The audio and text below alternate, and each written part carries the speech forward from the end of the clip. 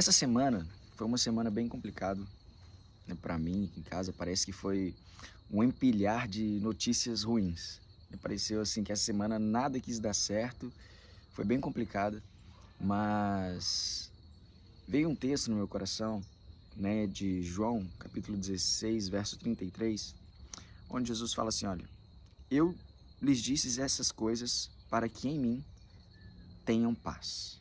Neste mundo vocês terão aflições, mas tenham bom ânimo, porque eu venci o mundo.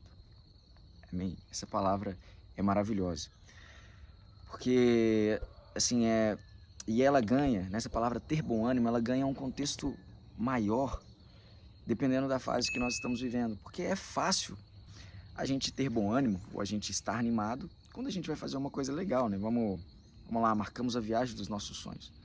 O nosso coração se anima, nós ficamos animados, nós vamos viajar animados, então é fácil ter ânimo nesse momento.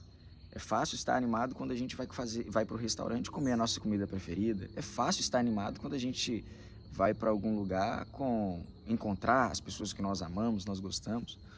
Quando tudo está dando certo, né? Não falta dinheiro, não falta nada, tá? Todas as coisas estão no seu devido lugar. Mas essa palavra ela não foi feita para esses momentos, foi justamente o oposto disso, né? Antes de dizer para termos bom ânimo, Jesus ele disse uma frase bem chata de se ouvir, né? Que neste mundo nós teríamos aflições. Naquele contexto que Jesus disse para os discípulos, talvez eles já estivessem passando alguns momentos complicados, talvez de pressão, né? Muitos largaram sua família, sua casa, seu trabalho, estavam vivendo aquilo ali, aquela realidade daquele ministério. E Jesus ainda sabia de que eles enfrentariam pressões maiores, perseguições. E Jesus fala para eles: tende bom ânimo, porque eu venci o mundo. Talvez você chegou nesse vídeo e você também, talvez não só uma semana difícil, talvez você tenha tido meses difíceis. Já tem um tempo que você está lutando, que você está tendo dificuldade. Parece que a palavra vitória, ela foge do nosso vocabulário, né? E só fica luta atrás de luta, luta, luta, luta. Mas você está nesse vídeo não é à toa.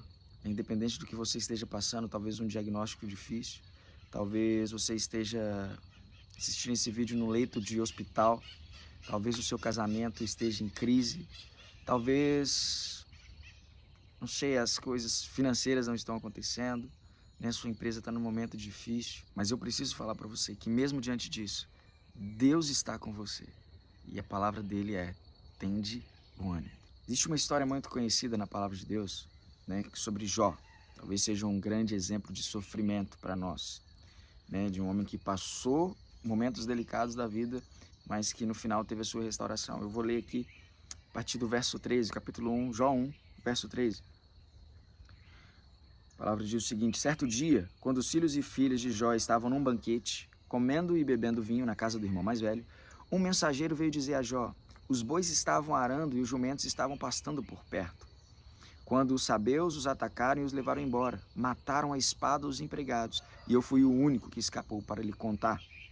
Enquanto ele ainda estava falando, chegou outro mensageiro e disse: fogo do céu, fogo de Deus caiu do céu e queimou totalmente as ovelhas e os empregados, e eu fui o único que escapou para lhe contar.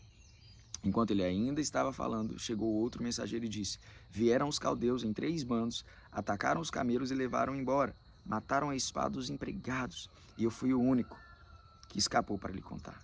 Enquanto ele ainda estava falando, chegou um outro mensageiro e disse: seus filhos e suas filhas estavam num banquete comendo e bebendo vinho na casa do irmão mais velho, quando de repente um vento muito forte veio do deserto e atingiu os 4 cantos da casa, que desabou. Eles morreram, e eu fui o único que escapou para lhe contar. Ao ouvir isso, Jó se levantou, rasgou seu manto, raspou a cabeça e prostrou-lhe com o rosto em terra, em adoração, e disse: saí nu do ventre da minha mãe, e nu partirei. O Senhor deu e o Senhor levou. Louvado seja o nome do Senhor. Em tudo isso, Jó não pecou e não culpou a Deus por coisa alguma. Meu Deus, que história forte, né? Acho que não tem outro exemplo de uma pessoa que empilhou notícias ruins na vida, que foi Jó.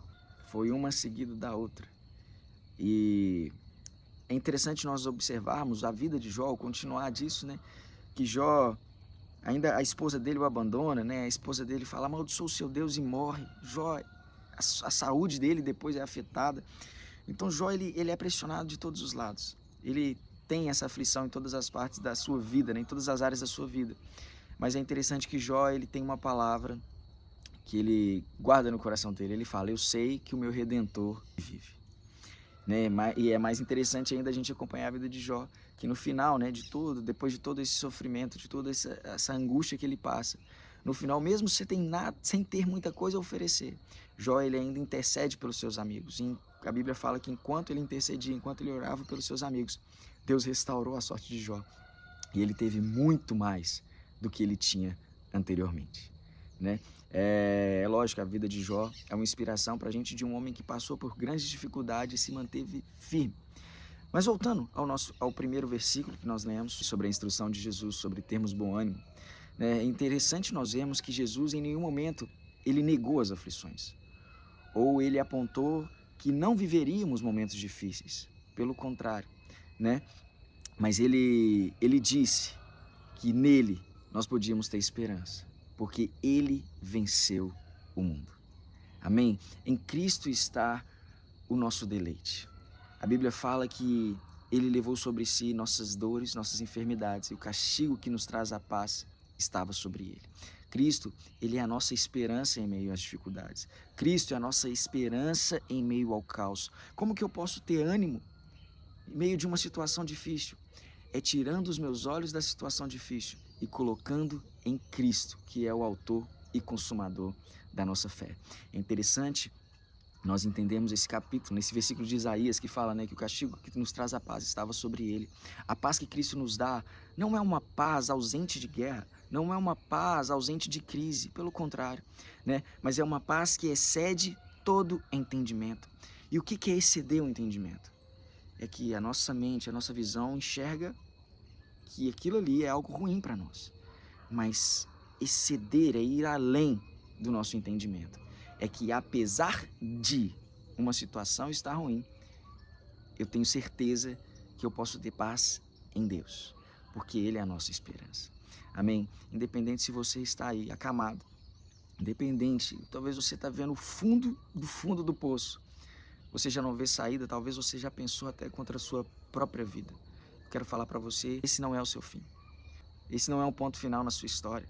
Deus, ele tem um propósito. Deus, ele te colocou nesse vídeo porque ele tem algo grandioso para fazer na sua vida, né? Viva, escolha viver a fé, escolha viver esperando. E essa fase certamente ela vai passar. É só um momento. E esse momento não define quem você é. Você não é isso que você está vivendo. Você está passando por isso. Amém? Nós precisamos entender e acreditar na palavra que diz, né, que o choro dura uma noite, mas a alegria, ela vem pela manhã. Todas as manhãs é um renovado de esperança. Todas as manhãs é um renovado de graça e misericórdia sobre a nossa vida. E em Deus nós podemos esperar. Em Deus nós podemos manter a nossa alegria plena, ainda que estejamos passando por momentos tristes. Eu falo uma frase no meu livro, Ana e Pei, A Canção do Vento, que diz assim: olha, o invisível hoje é visível diante de nós, porque alguém ousou acreditar naquilo que ainda não se via, né? Isso tem muito a ver com a fé, né? De ter certeza naquilo que a gente espera, mas os nossos olhos ainda não contemplam. Como um agricultor que planta a semente. Ele não vê a árvore, ele vê apenas uma semente, mas a árvore está ali. Então, ele acredita naquilo que ainda é invisível. E por acreditar nisso, ele vê o invisível se tornar visível, né? Então, às vezes os nossos olhos contemplam a situação, o momento atual, mas creia que nós vamos passar por isso, que você vai passar por essa situação. E já é real a sua vitória, já é real a sua cura, já é real a restauração do seu casamento, já é real a restauração dos seus filhos, já é real a restauração do seu ministério. Entenda isso. O que talvez hoje seja invisível aos olhos, para aqueles que acreditam, se tornará visível e será motivo de testemunho para a glória de Deus. Creia nisso. Esse momento difícil vai passar. Deus te trouxe a esse vídeo para você entender essa mensagem. Ele tem um propósito na sua vida. E você vai viver coisas grandiosas ainda. Ainda nesse ano, né? Eu tenho certeza que Deus, ele pode mudar completamente a sua história e fazer você viver coisas grandiosas ainda nele. Creia que a sua primavera ela não começa quando as flores começam a brotar. A sua primavera ela começou quando as suas folhas caíram, dando espaço para o novo de Deus acontecer. Então ainda você esteja perdendo algumas folhas. É doloroso, é difícil, mas creia que esse momento é importante para você florescer no final. E a primavera virá sobre a sua vida e você florescerá. Tende bom ânimo, porque Cristo venceu e nele nós também venceremos. Deus abençoe. Eu oro pela sua vida, eu oro para que Deus abra os seus olhos e os seus ouvidos e você seja capaz de ouvi-lo e percebê-lo até nas coisas simples. Se Deus falou no seu coração com esse vídeo, compartilhe ele com uma pessoa, compartilhe no grupo da família. Você não sabe o que a pessoa está passando e às vezes essa palavra vai vir como um ânimo no coração dela. Seja também usado por Deus ao compartilhar essa mensagem. Amém? Deus abençoe.